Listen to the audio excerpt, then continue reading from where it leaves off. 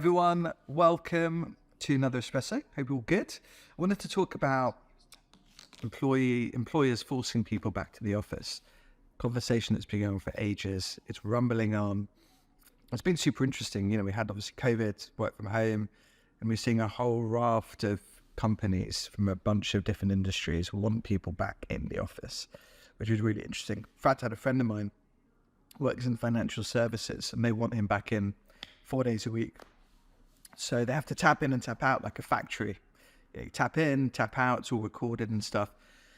And he cycles in. So it's like, bike sheds at the back of the building, taps in, taps out, wasn't registering. He got a phone call from HR and they were like, why are you not coming in? You need to up your game, my friend. So some interesting stories like that, and it's interesting because you have on the one side, people have been working at home, working from anywhere, right? Because this is really, I think, work from anywhere. So you can work from home, you could work from the office, but the choice and the flexibility and being treated like an adult, I think is big. And, there've been loads of reports and studies about people being more productive and happier and all of those things, right? And there's a lot of companies, mine included, it's about output, not time. I don't care. I mean, if it takes you like an hour to do something, it takes me 10 hours to do, So it's a big thing about output. It also depends on the job you're doing, of course, right? So context for sure. But there's just a lot of folks working in what were traditional office jobs that they've really enjoyed working at home and are working really well. So that's kind of one thing. Other side of the coin is there also loads of people working, could be at home or the office, that they're just not top performers. They're not working much or as hard as others, or they're not as productive as others. The output's not as good. And I hear that a lot as well from people that tell me that they're not really working that hard and they're at home. And it's difficult for them. I mean, they've identified this. It's like difficult for their manager, their leader, to do much. Like they didn't know, they know what they're up to and stuff like that. And I don't know how many people there are like that. But there's always levels, right, of top performers, and those top performers are the ones that are going to perform well anywhere. And if you remember back to snow days, and you're working in an office, you knew who wasn't turning up and who was, right? So there's a lot of that context as well, which I think makes it very difficult. And then the returning to the office. I mean, it's for me, it's either a real estate game, and it's also a leadership game. So on the real estate side, across the world, there's many cities that have encouraged big companies to set up offices, factories, and whatever in their city. They give them big tax breaks and so forth. COVID happened, everyone worked at home. There's been a reluctance of people to come back. And a lot of these cities are saying, hey, by your workers not coming back in, it's having a real knock-on effect on our local economy. Small businesses, shops, all of this stuff. You see it in London. In London, where I am, these sandwich shops, these little sandwich shops, pre-COVID were just, like queues around the block.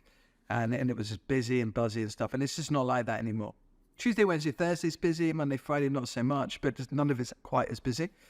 So there's that. And so maybe there's this kind of pressure from cities and governments on big companies to get them back in. And you're seeing a lot of big financial services firms, big tech firms, trying to get people back in. That's one. And then the leadership stuff. Like, I think it's, if you're not used to managing a global team, it's difficult to transition. And so I think the right training, appropriate training, needs to be given or sought, to be able to manage effectively. So I think that's really interesting. For me, we've transitioned to fully remote, and it's wonderful. We have people all over the world working in different countries, from cities, so Mumbai to San Francisco, everywhere in between. And it's been really wonderful. And it's definitely there's a transition. We're an SME, and it's fabulous. We have loads of great tech that enable us to communicate and work well together and so forth. So it's nice. And we do human meetups too, in person, because I think all of it is important. Like it's an and game for me, right? Like I love the work from anywhere, the people that have wanted to join us enjoy that. Because again, there isn't a one size fits all. And, you know, I met one person that wanted to potentially come work for us, and they were like, where's the office? I'm like, well, we don't have one. And he's like, I wouldn't be coming in 5 days. Fair enough. And so it's finding the right person for the right job. So I think if you're hiring, be really open with what the vibe's like. You know, you want to come work here, it's 5 days in the office. You want to come work here, it's no office. And people can then make the right decision for them. So I think that's really important. The other big thing as well, actually, is if you're in a company and stuff gets changed on you, then that's tough. Now you're used to working at home or anywhere, and suddenly you get the phone call saying, hey, it's time to come back into the office. So then it's a big question of, and I think this is a trend of mine, this is one of my trends I think we're going to see more and more this year or two, is commute or quit, or commute or go find another job. Because I think there might be a scenario where the company will turn around to you and say, hey, look, we're paying your salary. For whatever reason, we've decided that for us, you need to be in a certain number of days. And if that doesn't work for you, you know, go find yourself another job. I'm seeing that trend build. There's been a bunch of polls and surveys I've seen recently, polling CEOs.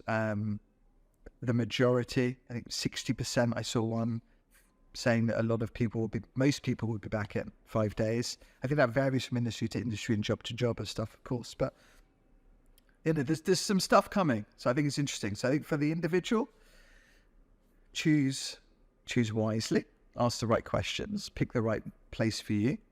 And for hiring managers, just be completely open. Well, yeah, this is the story. And then you get the right things. I know things change. And so I don't envy the manager that has to go tell their team that it's 5 days in the office now. It's a hard one, especially if your team are enjoying working remote and doing really well and being super productive. So watch this space. I think this conversation is going to be rumbling on. It has been for years, and I think it's going to be interesting to see where we land. So yeah, I'll keep doing some videos on this. I'm going to be doing a bunch of polls on it as well, and keep sharing other people's thoughts and my thoughts and stuff. So keep watching. Any thoughts and comments, please share, and have a great one.